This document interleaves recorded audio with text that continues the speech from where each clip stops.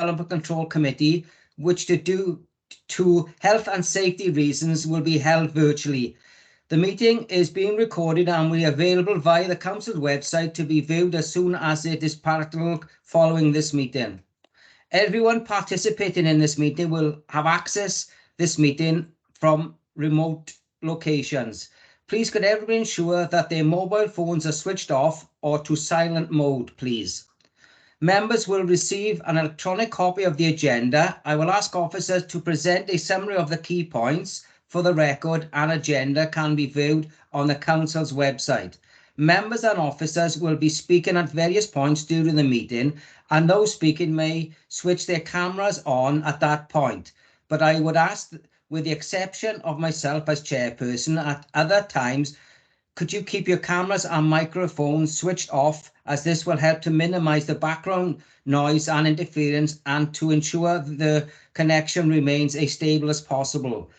If any member or officer wish to raise a point or question, they may press the hand icon on the screen, the hand on top of the right-hand side of the Microsoft Teams window, and I will come to you in order I receive requests.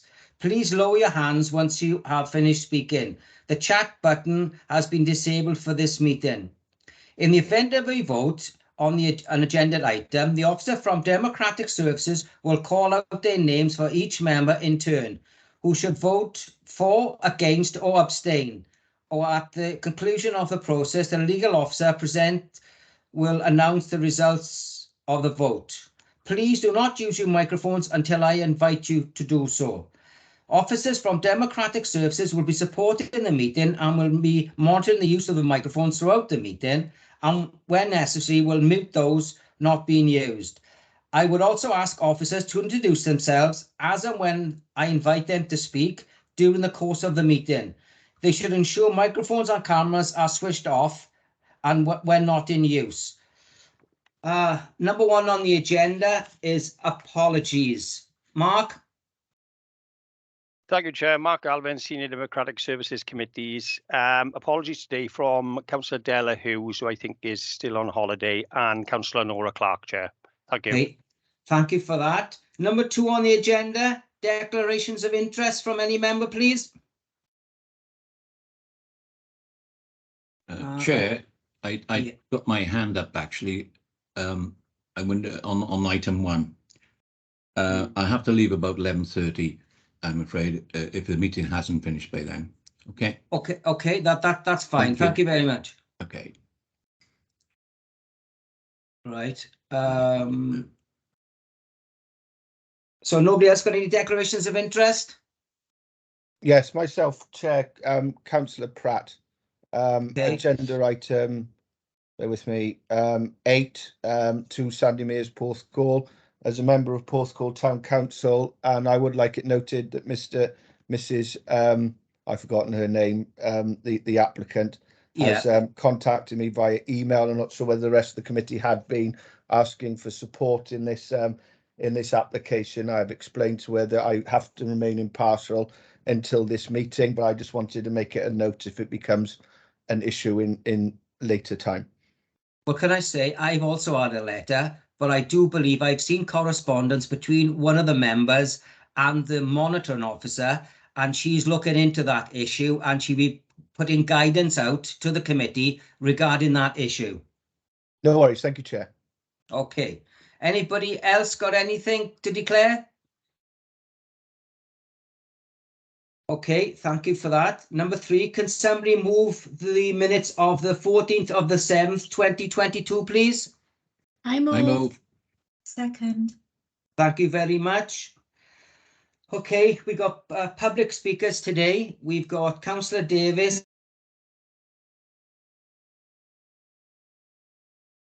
Also for that site, I can't. Let me just. I can't. Mark, do you know his name? I can't get it up on my phone at the moment. I think it's Dylan Green, isn't it? Oh, that's right. Yes, Mr. Green. I couldn't remember. Mr. Green of Asbury Planning, Chair, is the speaking for the appellant or the applicant. Yeah. Okay. Thank you. Okay, and Councillor Davis.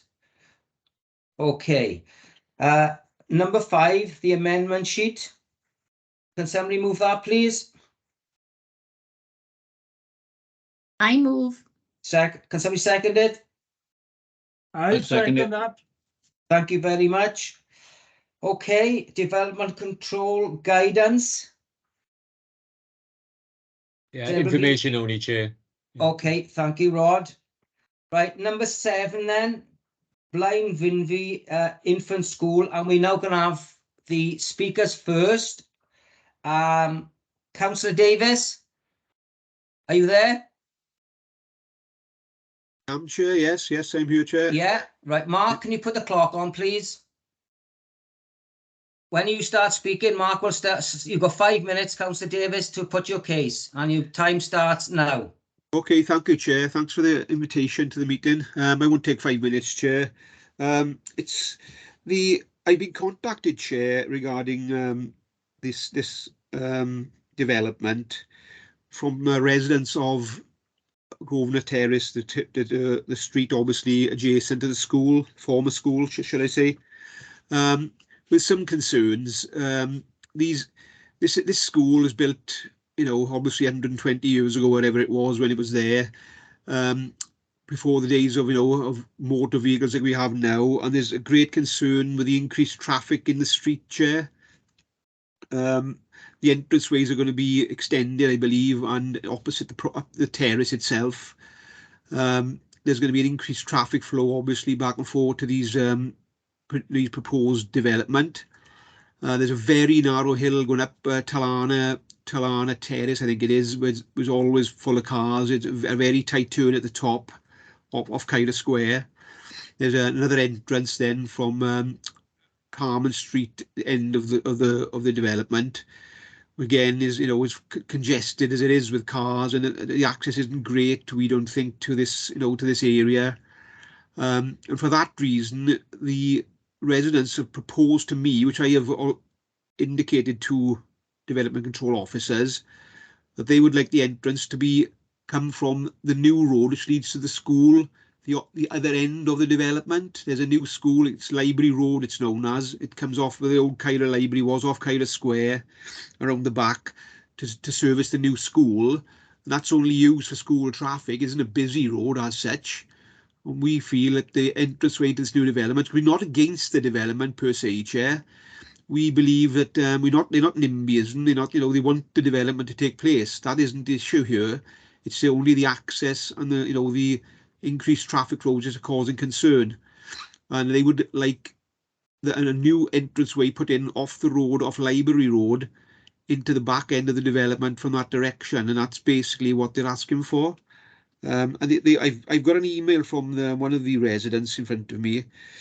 The officers replied to one of my emails citing the traffic flows to the former school, which is slightly bemused the residents, because obviously the traffic's 9 o'clock in the morning, and at 1500 or whatever it is when they close, it's not a huge amount of traffic into schools during the day, especially primary schools, such as was the case then.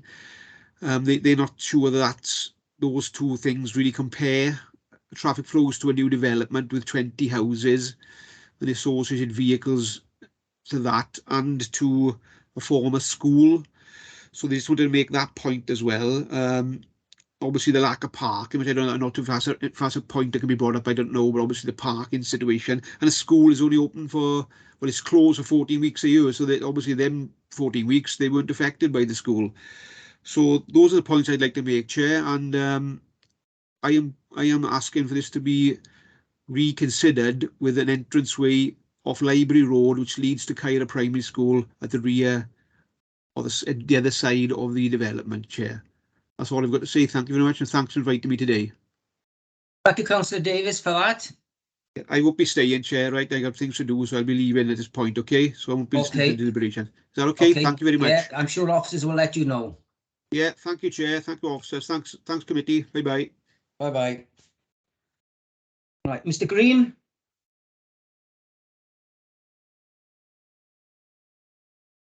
Okay, Hello. Are you ready to start? Yes, I'm ready. Thanks. Right, your 5 minutes starts now.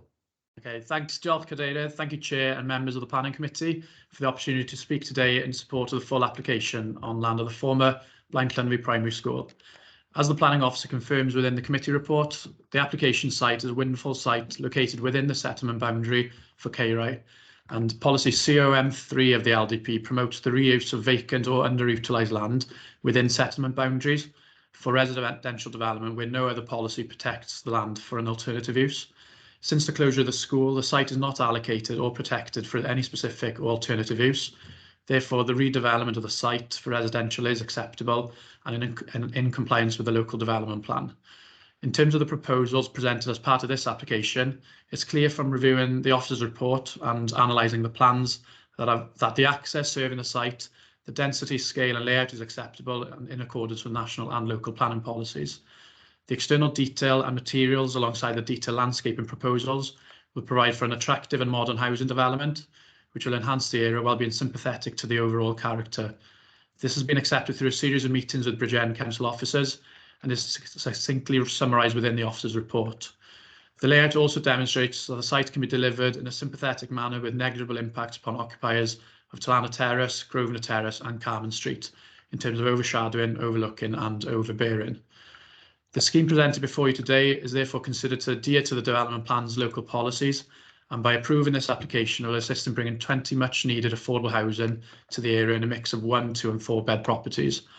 These will be managed by a registered social landlord in the form of Valleys to Coast, who manage a number of properties across the Bridgend Council area. The homes will be in the 1, 2 and 4 category of need, and also the mix of the site has come from feedback from Valleys to Coast and Bridgend Council themselves, so it's providing the mix of homes are statistically most in demand in the area.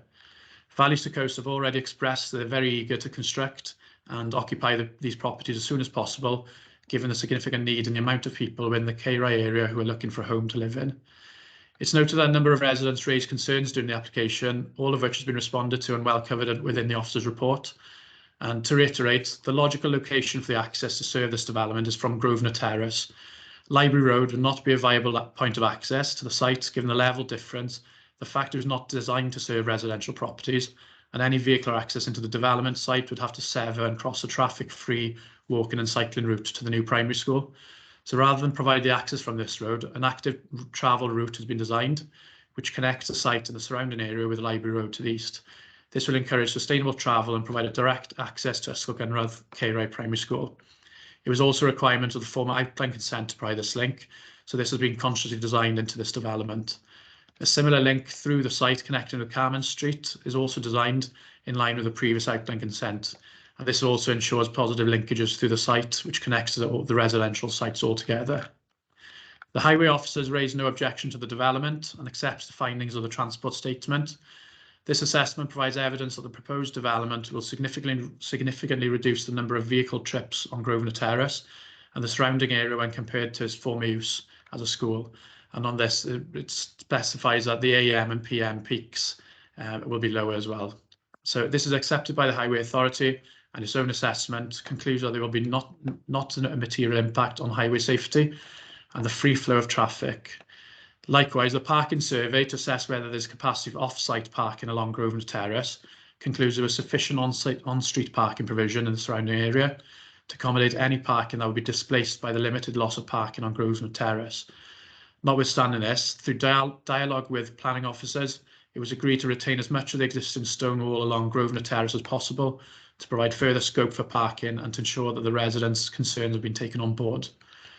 The application is supported by an ecological assessment, which recommends biodiversity enhancements, which have also been incorporated within the layout, and the proposed drainage strategy has been designed to comply with SUD's requirements. To conclude, therefore, this application represents an acceptable and sustainable form of development, which complies with the relevant national and local planning policies, and its approval would allow the delivery of 20 much-needed affordable housing to be developed on a brownfield sustainable site within the settlement boundary. There are no statutory objections to the application. Is considered the submission addresses all material planning considerations. I therefore ask you as members of the Planning Committee to support the officer's recommendation and grant full planning permission for this development as proposed. Diolch yn fawr. Thank you, Mr. Green. Right, I'll now go over to Rodri, who's going to present this case to the committee. Rod? Thank you, Chair. Morning, members. For the purposes of the recording, my name is Rodri Davis, Development and Bidding Control Manager at BCBC. The application is brought before members at the request of the local ward member and due to the objections received from local residents. Permission is sought for the redevelopment of the former infant school site off Grosvenor Terrace in Cairo to construct 20 affordable residential units, 2 4-bed houses, 4 2-bed houses and 14 1-bed walk-up flats. Members will note from the amendment sheet received this morning that the report incorrectly referred to 16 1-bed walk-up units. It's actually 14 1-bed units. The housing development will be served by 2 access points off Grosvenor Terrace.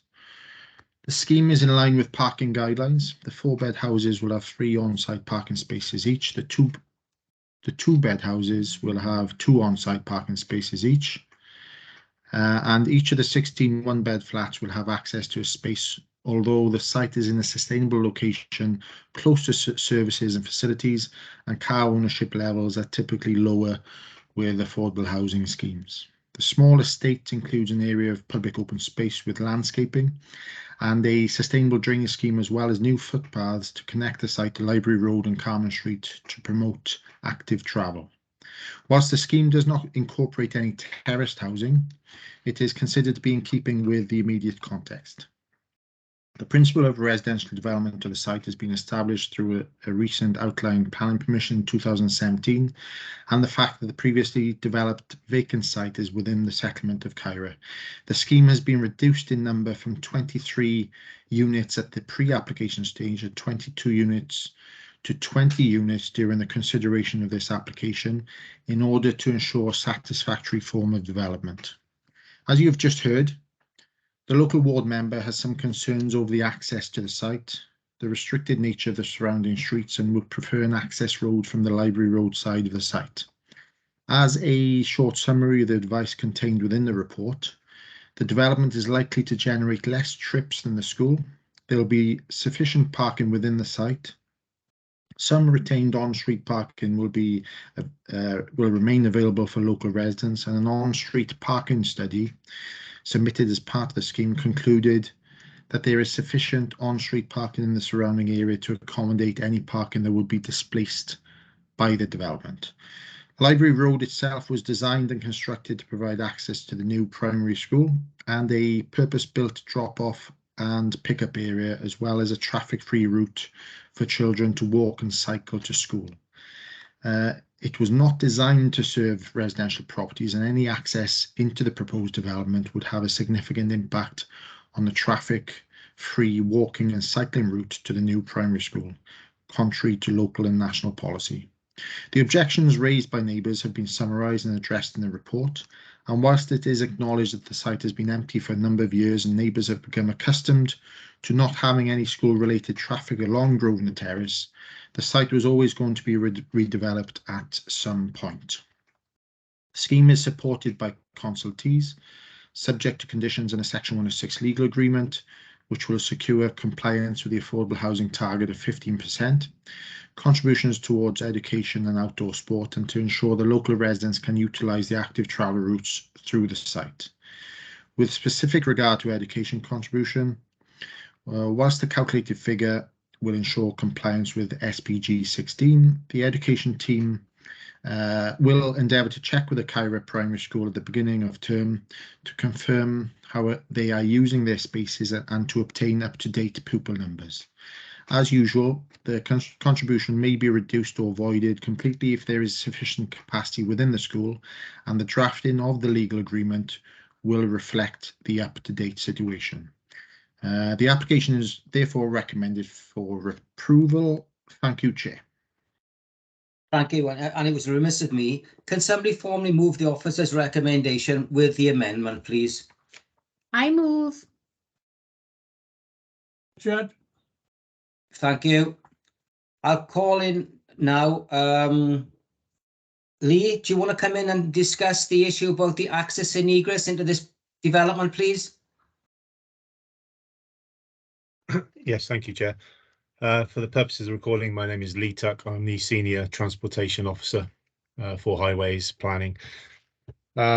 Yes, just to touch on the councillor's comments, and Rodri has already covered this very well in as far as that what's presented before us is an access off Grosvenor Terrace.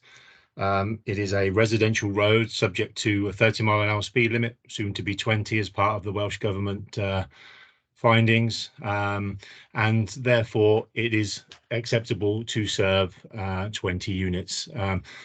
The traffic that would have been generated by the school is a consideration. That is a land use for this site, and potentially a school could go get there tomorrow and generate the traffic that previously was seen. So therefore it's something I do have to take in consideration and then weigh that against the traffic generated by these dwellings. As Rodri's alluded to, any access off Library Road would sever the active travel route, which is well used by school children. This is one of the instances where we've got a access road to a school that works well. It doesn't suffer from any other vehicles trying to get through, and the children feel fairly safe walking and cycling along here, knowing that the only other vehicles they're going to meet are related to the school or other parents. And so to put any traffic on there that related to this development would change that position of that street, which is contrary to local and national policy. We must look to promote walking and cycling, especially for these short journeys, and not prioritise the private motor vehicle. So from the highway point of view, the access on Grosvenor Terrace is being designed to the standards. It has good vision. You can see in both directions, and vehicle movements are going to be much more limited than they would have been for the school, and that's something I had to take into consideration when assessing this application. Okay, Chair. Thank you very much, Lee. Has any members got any questions for the officer or Lee?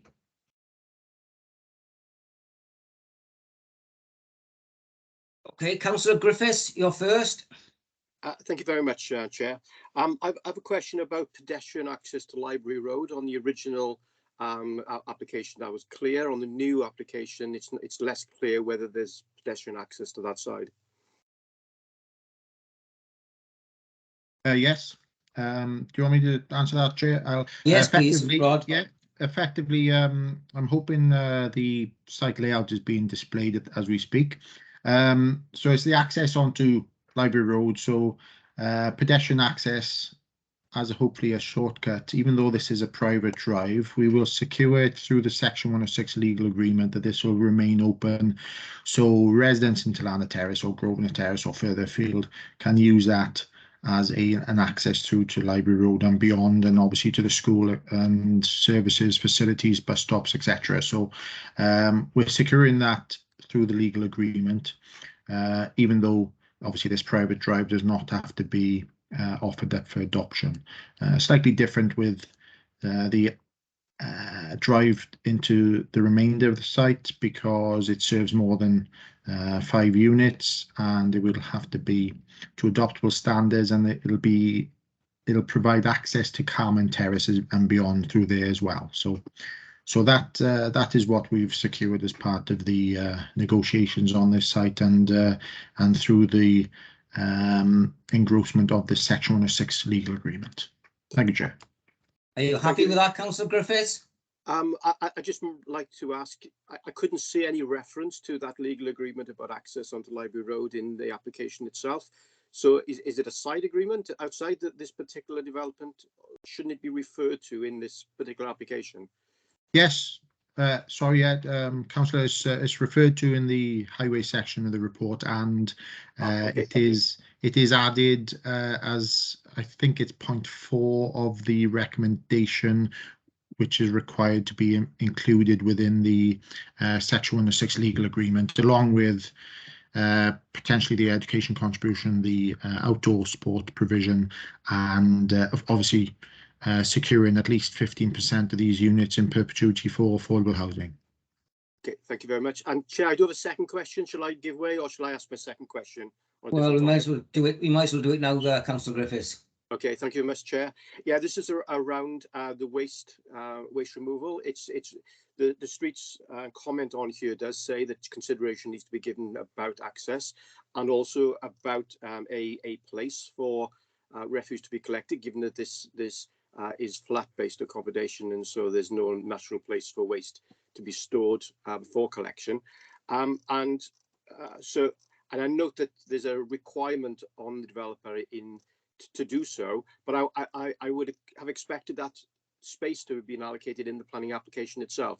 So my question really is, why are we seeing a full application coming forward which actually hasn't got the appropriate consideration or the actual on the plans where a bin refuge, for example, might be? Yeah, effectively, it's a requirement, obviously, to have access to these units by the vehicle that would be picking up the refuse. It is, if I remember rightly, a requirement of a condition to provide details of this. There's sufficient space on the site to provide potentially communal waste storage areas, but also within the site, what we did secure was garden sheds, mainly for to be able to provide secure bike storage facilities to promote active travel routes, but obviously they can be utilized as well for bin storage. So it'll work as in any other sort of housing estate where they will put their bins out onto the side of the pavement on the bin day, and they take it from there. But you're right, we've asked for the details to be submitted prior to the commencement of development, if I remember rightly, so that we can satisfy ourselves that the scheme is acceptable from a waste pickup point of view. Thank you, Chair. Sorry, Chair, just to mention where Rodri's mentioned, right? Sorry, Rodri,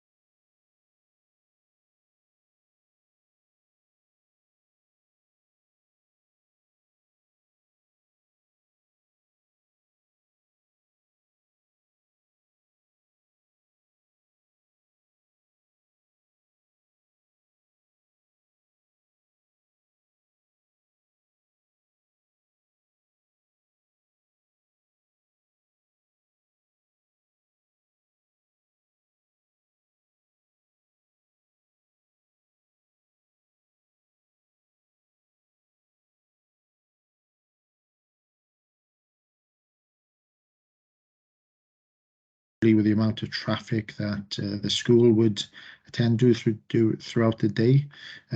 So, like I said in my report, I understand that residents have become accustomed to the fact that there's been nothing there over the last few years, and obviously the amount of traffic has been reduced, and perhaps a lot of them have forgotten how busy it was when the school was there. So and especially with the fact that the restrictions on parking outside the school would have limited their availability of parking even further anyway. So it's, at the end of the day, we've got to consider the application as submitted, but also it has been evidenced that the option of providing the access off library would not comply with highways guidance or our planning policies for access off that route. So if the access off Grosvenor Terrace is acceptable, there's not much we can do in terms of refusing it on the basis that it should come off Library Road.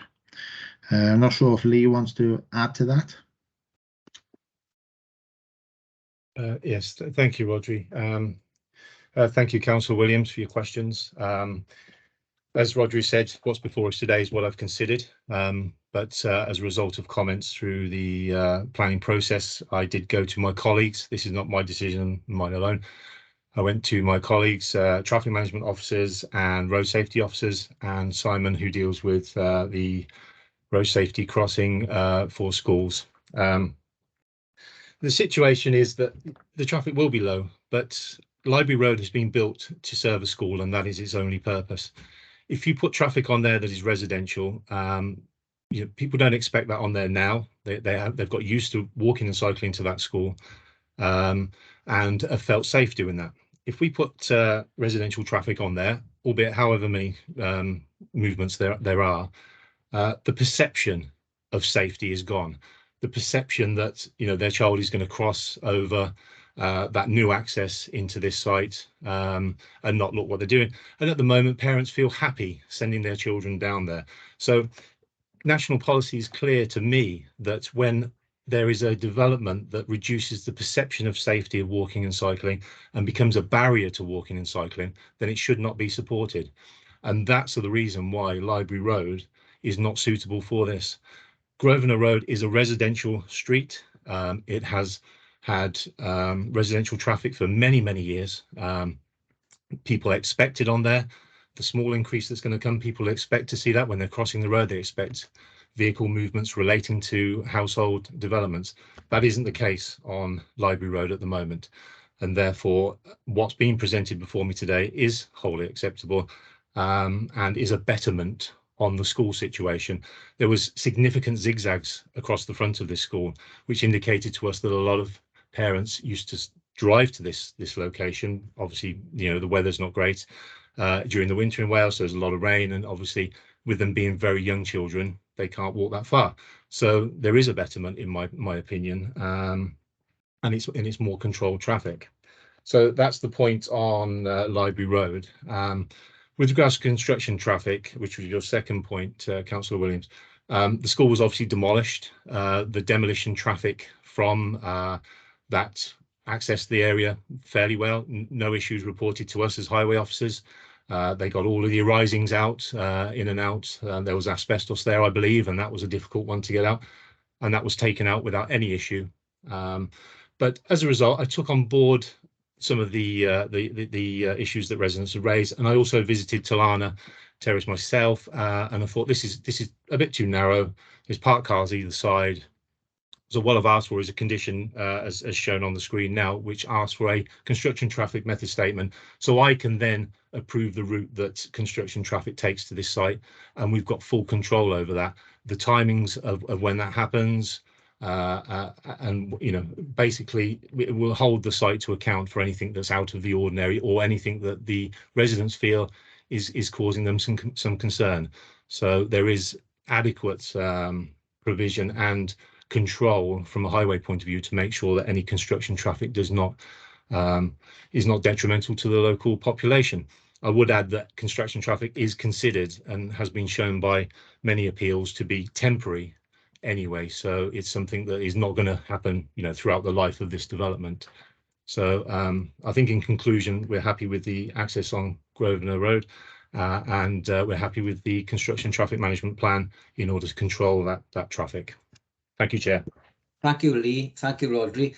Councillor Williams, are you happy with that reply? Just one or two very small points. One is to conclude then, just to aid my understanding, this authority or the officers of this authority will never in the future ever permit or advise that an access should cross a designated active travel route. Could we confirm that in no future development will be advised if it, for approval if it crosses a designated active travel route?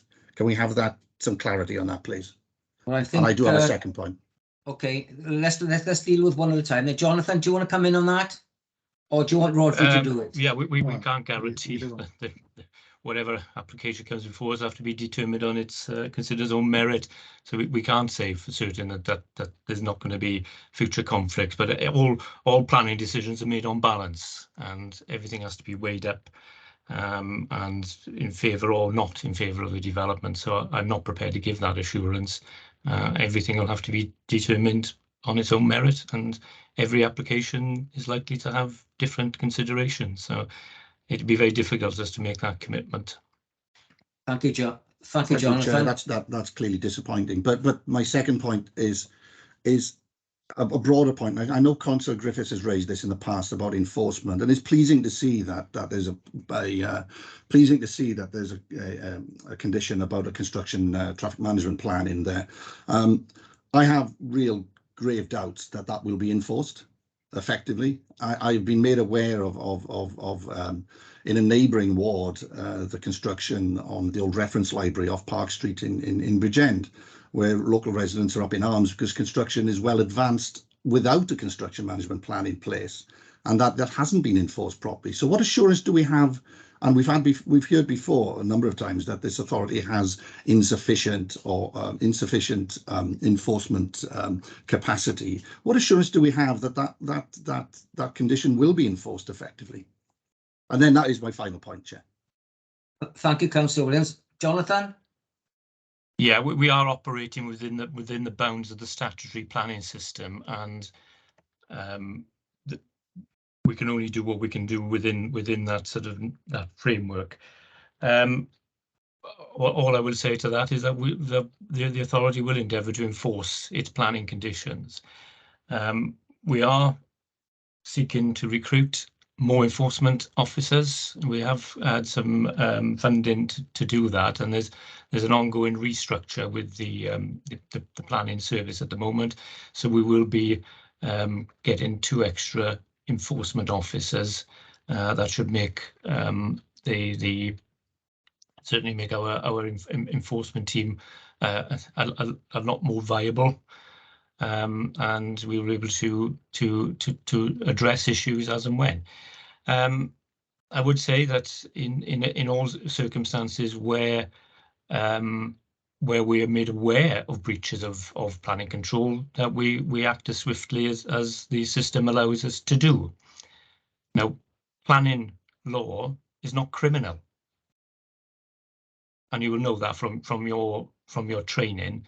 We can't prosecute people simply because they haven't complied with their planning conditions, or they haven't complied with the planning consent. It takes a process to do that. And that's perhaps that can be a lengthy process. It may require enforcement action, enforcement notices, and when enforcement notices are not complied with, then we can refer the matter to magistrates' courts. But the principal aim of planning enforcement, and this is enshrined in planning law, and it has been for 70 years, is that the key priority is to secure or to regulate the land use. It's not to punish, but there are circumstances where we do have to serve notices, but it's not as easy as us just going down there and saying you've got to stop, otherwise we'll fine you. But we operate as efficiently as we can within the context of the planning system that we have at the moment. We have raised this issue with Welsh Government previously. A couple of years ago, myself, the then chair of the Planning Committee, the Development Control Committee, and the Cabinet member actually went to see the Minister. The Minister was Leslie Griffiths at the time. We discussed some of the concerns that have been raised, quite rightly, by members of our Development Control Committee about the effectiveness of planning enforcement in the national context and also in the local context. And Jen did a lot of work on bringing forward suggested changes or amendments to that system, and we had the opportunity to discuss this with the relevant minister. We have raised these points at that level, but since then we've had a pandemic. We've also had a change in Welsh Government ministers, and some of those suggestions have been implemented, and some perhaps haven't as we would have liked. But we are talking about changes to national legislation to allow that to happen. That's quite significant. The Welsh Government is committed to having a different code, a planning code for Wales and then the rest of the UK. That part of our, although planning is devolved, part of our legislation is also UK based. It relies on legislation that was passed some time ago, that when planning wasn't devolved. So there is work going ahead. Our work is progressing on it. But at the moment, we can only operate within the system that we have. And I will assure members that we will do that as efficiently as we possibly can. I hope that's good enough. Thank you. Thank you, Jonathan. Councillor Williams, is that adequate? Well, I've got no more to add on the matter. Thank you, Chair. Thank you very much. Can I just say that I've had a quick update. Councillor Martin Hughes has now attended the meeting. Can you put that in the minutes, please? Thank you. Councillor Pratt. Yes, thank you, Chair. Yeah, Councillor Williams has sort of stolen my thunder, but I'm going to make a point anyway over from the responses from my state town council in relation to traffic management and dust. I do hope that the planning authority do learn from what can only be described as a disaster here in Newton with Taylor Wimpey, and I don't want to tar every developer with the same brush, but Councillor Pratt, can I just say, can you keep to the subject matter and yes, not call, please? Of course, but I do think it's relevant to the point that the small developments like this within residential areas do cause a lot of concern for residents, and nightmares that points the development planning can control and some that planning can't. But with relevance to the problems we've had in Newton, I do hope that planning as best as they can control, and if enforcement is necessary, to take a more active role in that enforcement than they have done in previous occasions, because it will just lead to a lot of stress for the local ward member or members, a lot of stress for residents, a lot of stress for this council, and in some cases, if it gets to the point, legal action. So let's try and preempt this and make sure that all our ducks are in order and are in our conditions are actually held and conducted properly. Thank you. Thank you, Councillor Pratt. Rodri, do you want to answer that, please? Yeah, I think it was more of a statement, but yes, that's what the whole point of why we put the conditions on is, so that we have something to fall back on. And if the developer does not adhere to those conditions, then we've got scope then within our relatively limited powers and enforcement to actually take action against the developer and hold them to the requirements of that approved construction traffic management plan. So and then we can take it from there. Thank you, Chair. Okay, thank you, Rodri. Is anybody else got any questions now they want to ask officers and highway officers regarding this application? Nobody's indicated. It's been moved and seconded. Are we all in favour? Yes. Aye. Aye. Yes. Yes, Chair. Yeah. I'm against, Chair. That's Councillor Williams, is it? Correct, Chair. Thank you. Yes, Councillor Martin Hughes, as I joined the meeting before the discussion, just after the discussion started on this item, I'm not going to cast any vote. Thank you. Thank you, Councillor Hughes. Chair, I'm against Councillor Mark John. Okay, I was just going to come to that. Anybody against? Chair, I've got Councillor Williams and Councillor Mark John. Is it against? That's correct. So I don't know if there's anyone else. Is anybody abstaining? Well, we've got Councillor Hughes is abstained, isn't he? Because he didn't No, he didn't join in time, as it were. Right. So I don't know if Mark's got a record of those who were in favour. Mark? As we didn't have an official hands up, Chair Mark Alvin, Senior Democratic Service Officer Committees, I'm assuming that we've got 2 against in Councillor Martin Williams and Councillor Mark John. Yeah. 1 abstention in Councillor Hughes. Yeah. Can I just clarify if Councillor Kern joined the meeting before the debate on this application commenced? Because he probably wouldn't be entitled to vote either if that was the case, or if he arrived. Councillor Kern? Yes, I definitely joined and listened to all the debate. Thank you very much, Mike. Sorry, Councillor Kern. Okay, so I that we make the assumption then, Chair, that there's 2 against, 1 abstention, and the rest of the members are for the application because there's been nothing contrary to that. Okay, thank you. Rod, are you happy with that? Yes, just for the clarity of anybody listening, Chair, can Mark read out the names then? Obviously, 2 members we know who are against, the 1 member we know is abstaining. Can you just read out the names for? And yeah. Please. Certainly, Rod. Councillor Barrow, Councillor Chris Davis, Councillor Harrison, Councillor Heather Griffiths, Councillor Heidi Bennett, Councillor Jonathan Pratt, Councillor Mike Kearns, Councillor Richard Collins, Councillor Richard Granville, Councillor Richard Williams, Councillor Simon Griffiths, Councillor Bill Kendall. We have another councillor here, Councillor Stephen Bledsoe, but he is observing the meeting today. Thank you, Chair. Thank you, Rod. So if members are happy and that's the correct votes for and 2 against, Chair, with 1 abstention, clearly that's approved. Okay, thank you very much. So that's approved. Thank you, members. If we go on to item 8, Sandy Maysworth call. Can somebody move the officer's recommendation, please, with the amendment? I move. I second. Thank you.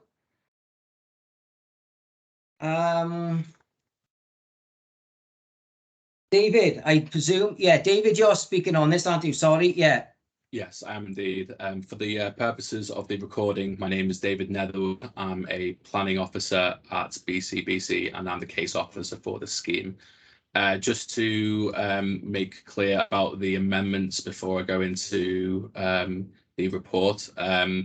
So under the paragraph for impact on residential amenity within the report, it should refer to Pilkington level 5 obscurity and not Pilkington level 3 obscurity. And condition 1 should be removed from the recommendation for avoidance of doubt. And under condition 3, there's a sentence which states, and shall not be occupied by any person or persons for a period of more than 28 days in any 12-month period. This is to be changed to, and shall not be occupied by the same person or persons for a period of more than 28 days in any 12-month period. So moving on to the report. So this is a site at 2 Sandy Mears in Porthcawl, and it's for the removal of a condition to allow for non-ancillary living. So the application site forms part of an external garage where planning consent was originally granted and subsequently renewed for the development of the ancillary annex on site. The proposal forward here also seeks the creation of a front garden amenity space and also for a widening of the current crossover by 1.5 meters. There's been no objections or comments from the consultees that we've had. However, we have had quite a few representations from some of the neighbours. Some things are going to be material planning considerations, and some things are not. So mainly this would be things involving noise and nuisance, and the fact that the annex itself wasn't used for its original purpose. And so there are allegations of the annex originally not being used for its intended purposes, which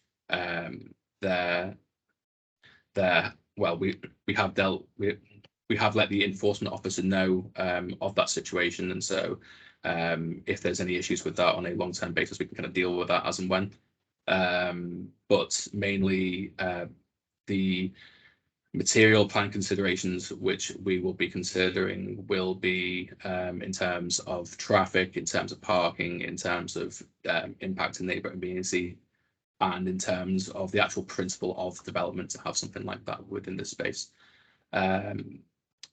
So in terms of the actual principle of development itself, within the local policy for Bridgend County Borough Council's local development plan under Strategic Policy 11 for tourism, it clearly states that that Porthcawl is a strategically important resort, and that any sort of development linked with sort of regeneration initiatives within that should be promoted. This is a site which is within the town centre area, within the local development plan boundary, and as such is something that we should be promoting, especially given that it's quite small in nature, just being for 1 or 2 persons. We've also considered the fact that there is going to be an impact on residential amenity, actually mostly to, well, in fact, all to the original host dwelling to 2 Sandy Meres with a side window, which we will be looking to condition with obscurely glazed, with an obscurely glazed window. And further to that, there are some issues in terms of impact on highway safety and parking, which we feel that we're able to kind of reach with having four parking spots on site. So it would be 2 in front of the original dwelling, which has already been approved, and 2 in front of the annex itself. So to help facilitate this, we're going to be extending the driveway by 1.5 meters, which, while isn't the best, isn't the best in terms of it might be better to be widened further, but however, on balance, we think that it's going to be acceptable, given that because of the fact that this driveway currently shares a rear drive with one Sandy Meres, that while we wouldn't want to have a sort of 3 vehicle wide driveway, having something slightly smaller will be better for pedestrians, and with it being a small cul-de-sac, it should be acceptable within this instance. So in conclusion, we think that having regard of the objections raised by the neighbours, we still feel that this is on balance, that the development is acceptable, and that we'd be looking to approve with no reasons to justify a refusal. Thank you, David. Any members got any questions?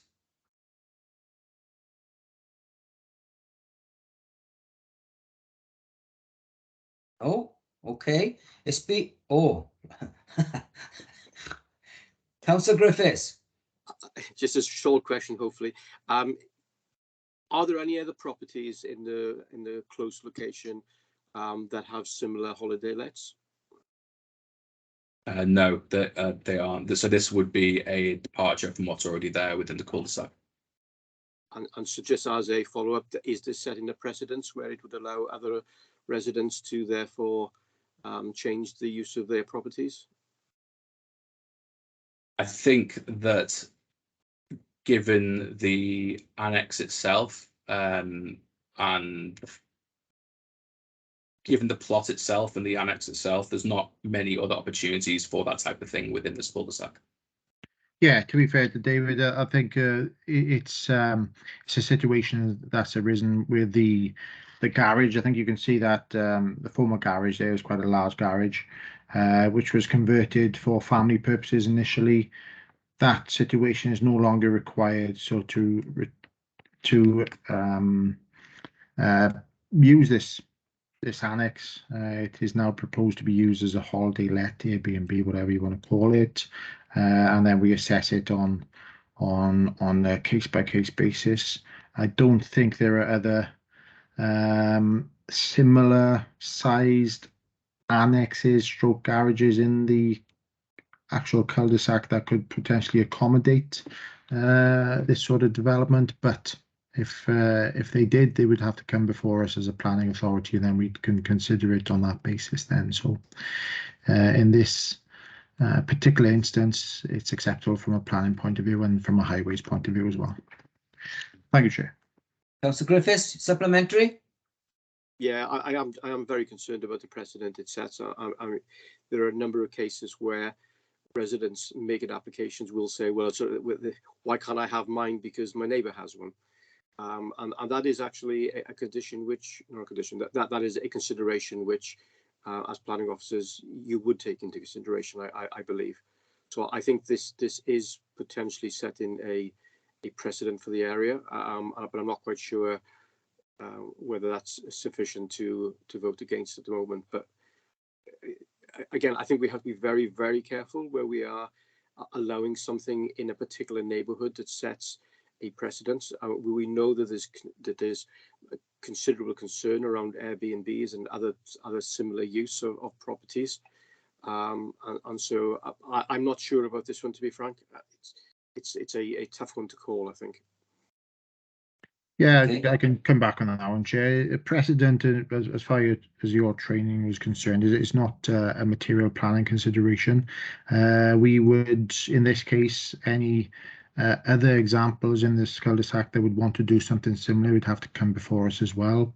But just because another property with completely different characteristics, size, facilities, boundary treatments, location, provision of parking, it doesn't mean that another application in the same cul-de-sac would benefit or be allowed planning permission for this similar type of scheme. So it would be done on a case-by-case basis, and just because another property has had something similar doesn't mean that it automatically is acceptable in another location, even if it's in the same cul-de-sac. Thank you, Chair. Did that answer you, Councillor Griffiths? Yes, thank you very much, Chair. Thank you, Roderick. Okay, thank you. Councillor Pratt? Yes, thank you, Chair. Yes, I would agree with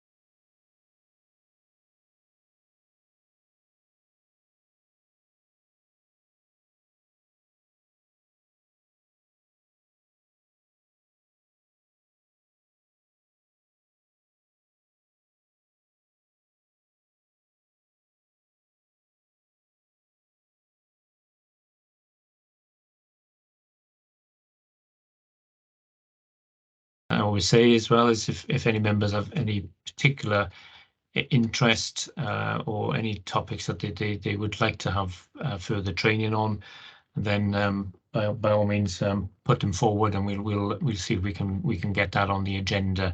But the next session is more of a workshop session.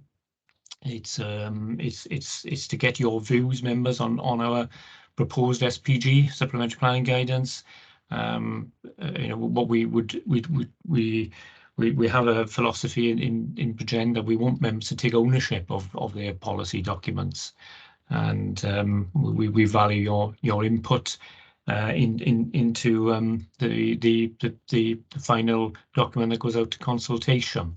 We have to consult on it with the general public and interested parties, but we'd like to have your views on it before we do that. The chair has kindly offered to be the member champion on this particular topic, and he will be promoting the document to you at the workshop session. Thank you, Chair. Nothing more to add. Thank you for that, Jonathan. Councillor Griffiths. Thank you, Chair. Could I please make a request for a training session regarding the Future Generations Act impact on development control process and procedures? And I understand that the Future Generation Commissioner is offering those. So if we could plan that in, I would be most grateful. Thank you, Councillor. We'll make contact with the Future Generations Commissioner's office if they are offering that that service. Then yeah, we can certainly do that. We do like to encourage outside speakers to come into us, especially when they don't charge anything. So we would welcome their input, and it's probably more about the wider planning system. I think they'll probably talk about, but I think that would be of interest to members. So we'll put that to the Future Generations Commissioner and see if we can set a date up for that. And yeah, we'll look forward to that. Thanks. Many thanks. Thank you, Si. Thank you, Councillor Griffiths. Councillor Hughes. Yes, thanks, Chair. I think it's a good balance of subjects. One request I've got is if we could confirm the times as soon as possible, because the diary is building up, and if those could also be put on the councillor's diary. Yeah, it is a good point. I have noticed that sometimes the training dates don't go in until quite close to the date, and some of the reason for that sometimes is that we haven't actually confirmed that we can actually do it.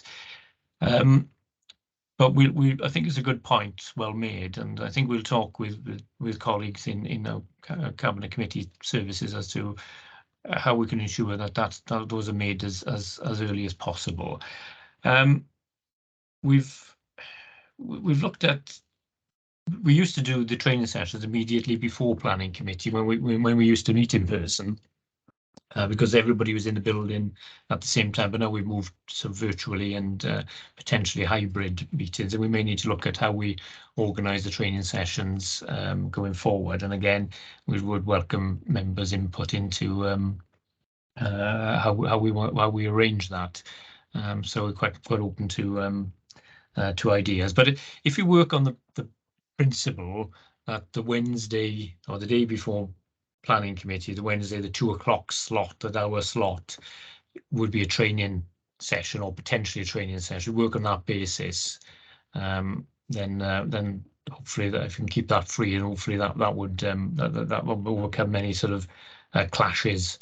But I know it's not always easy to do that, because we also have council on Wednesday. Sometimes there's an overlap, and there's also group meetings, and sometimes we've got to move things around. So yeah, we'll discuss it with colleagues in Cabinet Committee and see if we can get those put in as soon as possible.